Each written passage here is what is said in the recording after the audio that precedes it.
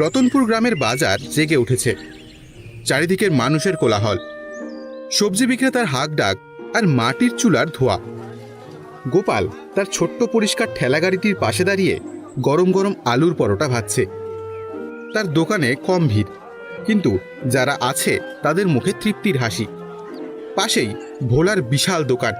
সে চিৎকার করে তার খদ্দেরকে ডাকছে, চলে আসুন, চলে আসুন, ভোলার গরম গরম পরোটা একবার খেলে আর ভুলতে পারবেন না।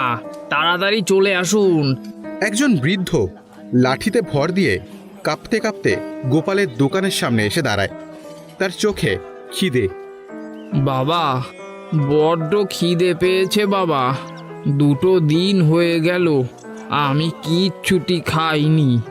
আমাকে তুমি একটা পরোটা দেবে বাবা? আমার কাছে কিন্তু কোনো পয়সা নেই বাবা। গোপাল এক মুহূর্তের জন্য তার টাকার বাক্সটার দিকে তাকায়, যেখানে মাত্র কয়েকটা কয়েন পড়ে আছে। তারপর হেসে বৃদ্ধর দিকে তাকায়। পয়সা লাগবে না বাবা, আপনি বসুন, আমি আপনাকে গরম পরোটা ভেজে দিচ্ছি। গোপাল যত্ন করে একটা পরোটা ভেজে আচার দিয়ে সেই বৃদ্ধর হাতে তুলে দেয়। বৃদ্ধ তাকে আশীর্বাদ করতে করতে খেতে শুরু করে। এই দৃশ্য দেখে পাশ থেকে ভোলা ব্যঙ্গ করে ওঠে। আবার শুরু করলি তুই তোর ভিক্ষা দেওয়ার পালা? বলি, ব্যবসা করতে এসেছিস নাকি ধর্মশালা খুলেছিস? এভাবে চলতে